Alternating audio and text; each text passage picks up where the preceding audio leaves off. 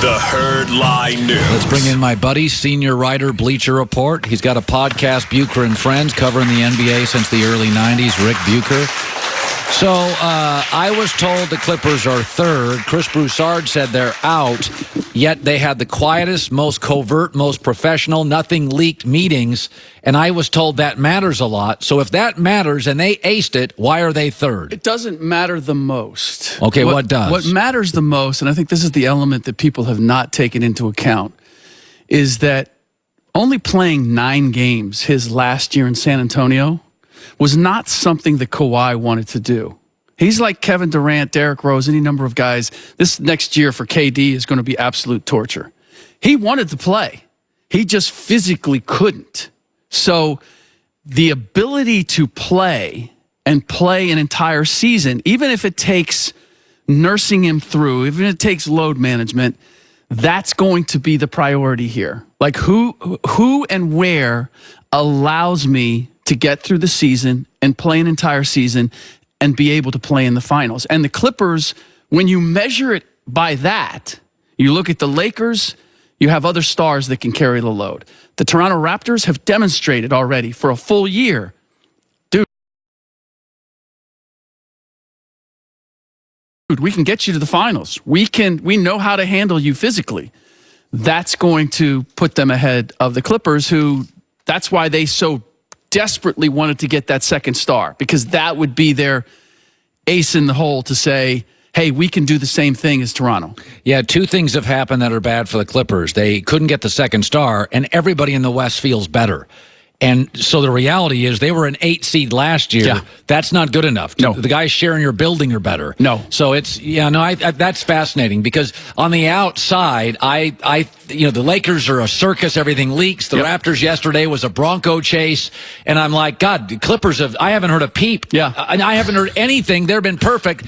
But in the end, Kawhi's looking at it and saying, I need about 15 games off. And by the way, even with 15 off, Rick, he was gassed during certain times in the playoffs. No doubt about it. So it's a matter of which, and that's really what he's weighing here. I think the other element that the reason that it's taking as much time as it is because Kawhi stuck to his word. As you would imagine an automaton like Kawhi, I'm going to worry about my free agency once the season is over. And everybody's like, come on, these guys, KD and Kyrie are talking about it since last summer, 2 years ago, whatever. Kawhi really was, I'm going to see what I'm going to do with Toronto. And then when I get to the finish line and we're done, now I'm going to turn my attention to this. And so he has all these things to weigh on top of the fact that the Lakers have changed what they have, and the addition of Anthony Davis changes their formula. And he won a championship with the Toronto Raptors, which changes how the scene looks from that standpoint. Yeah. So we know this, that if you spoil your kids, I was just reading a story the other day about Anderson Cooper's late great mother, Gloria Vanderbilt, passed. Mm-hmm. And she's always told him, I'm not going to give you all the money. Yeah. And his belief, he's a very ambitious guy, Anderson Cooper. He said, listen, giving kids a trust fund and millions of dollars, tens of millions of dollars in their teens and 20s, it sucks the aspiration out of you. Yeah. Like, why work? We know this as parents if you spoil kids. Sure. The NBA is star-driven. I'm comfortable with that. It's a different culture than the NFL, which is kind of coach, quarterback-driven, GM-driven.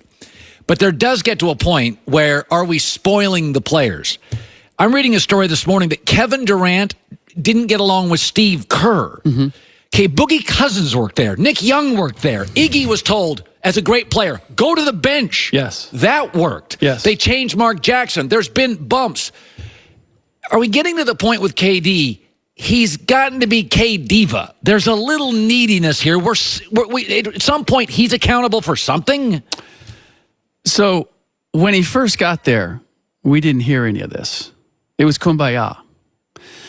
He got his championships. And look, from the beginning of the year, he wasn't planning on staying there. And I think this is also part of human nature, which is once you've made your mind up that you're going to do something, indirectly, you start coming up with justifications as to why it's the thing that you should do. You know what? This person's not who I thought they were. This doesn't quite work the way I hoped it would. And so I think some of this is backlogging why he made the original decision to leave in the first place. The other part is self-fulfilling prophecy kind of thing. Yes, exactly. And so the other element is, this reminds me, again, the way that KD is tracking reminds me so much of LeBron. LeBron went to Miami. Why? Because he didn't have rings and he had to prove that he was a champion, that he could be a champion. So he goes to Miami and he follows their blueprint. Stop shooting the threes, play below the free throw line. We're going to post you up a little bit more. And it worked. KD, same thing. He had to change. He had to become a better defender, had to share the ball, had to move off the ball more, had to change it. And he won his championships. And then LeBron in Miami said, you know what? Now that I know the formula, I want to go win a championship the way I want to play. And I think KD is in the same spot. It's like, okay, I got the rings. I got that monkey off my back. Now I want to play the way I want to play. I want to be the main straw that stirs the drink. And I want to go win a championship. I want to have it all. And that's the part that I think is really hard for all of us to grasp, is that most of us have to make compromises. We can get this and this. We have to leave this behind. I think players in the position of a LeBron or a KD, they can look at it and go, well, I want it all. I want it my way. I want the championship, but I want to get it my way. And that's where he is at this point. And to segue off that is interesting. If Kawhi doesn't go to the Lakers, and there's every indication Toronto has a very good chance, and Kevin Durant, like LeBron in Cleveland, there is no front runner. I talked to a Vegas odds maker 2 days ago, and he said if Kawhi doesn't go to the Lakers, the Kevin Durant, Kyrie, DeAndre Jordan team will be the favorite. Well, in the NBA. It can be, but I have as many doubts about that combination. First of all, DeAndre Jordan for 4 more years, $40 million. I don't know. There's no way that you're going to get value out of that. That was, we're going to give him the $40 million so that we can make Kyrie and KD happy and we can close that deal. That was essentially orchestrated by these players. And that's the other element here. Like, we keep looking at the franchises as if they're directing this. The players have taken ownership about what they're going to do and where they're going to go. This whole idea that Kawhi is going to be convinced because of some pitch from Doc Rivers or Magic Johnson or... No, he's going to look at the business opportunities. He's going to look at the roster. He's going to look at, how do I see my chances of winning another championship? And those are the things that he's going to weigh. It's not going to be some personal pitch from somebody that's going to sway the day.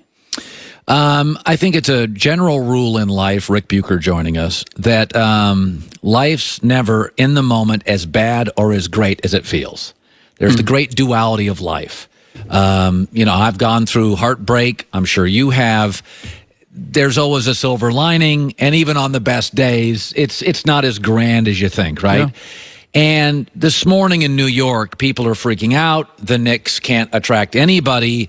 I am told you believe all hope is not lost. Yeah. No, not at all. Because New York, for the longest time, has built its, or at least maybe this is from the outside as well. I think within the franchise and outside the franchise, it's New York. It's the market. That's what's going to attract guys.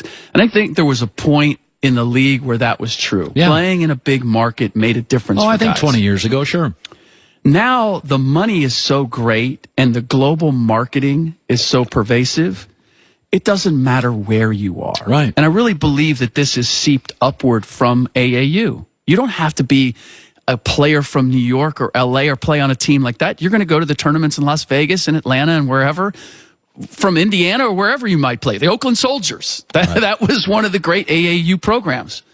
So players have become accustomed to that. Now it becomes, okay, so what's your organization all about? What's the facilities all about? Can I trust that you know how to put together a championship team?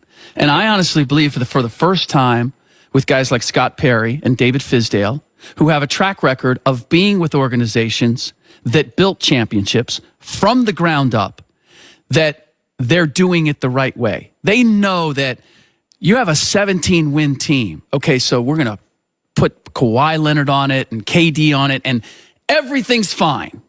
And did they take their shot at that? Absolutely they did. But they were still going to have to build a team. So once they struck out, once they had that heartbreak, it was, okay, well, now we need to go about the business of developing the talent that we have. We're not going to go out there and sign a Tobias Harris to a max or a Kemba Walker to make the optics look good. We need to build a team. And so they got everybody on short contracts. If you look at free agency, I think everybody's looking at free agency 2020, which is, Anthony Davis has said, he's going to leave his options open, either New York or the Lakers are the two teams. The Knicks or the Lakers are the two teams that are favored by him. But after that, 2021, you got potentially Giannis on the market. You got Paul George on the market. Bradley Beal on the market.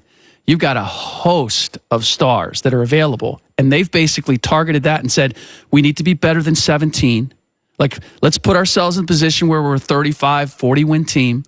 And we get to 2021, and now all these free agents become available, these superstars, we're going to be presenting a different thing. And the Knicks have not approached it that way since maybe Donnie Walsh was there. Rick Bucher, good stuff. Katino Mobley next hour. Good seeing you, bud. We are obviously on Kawhi Leonard watch. I have been told, oh, by the way, quick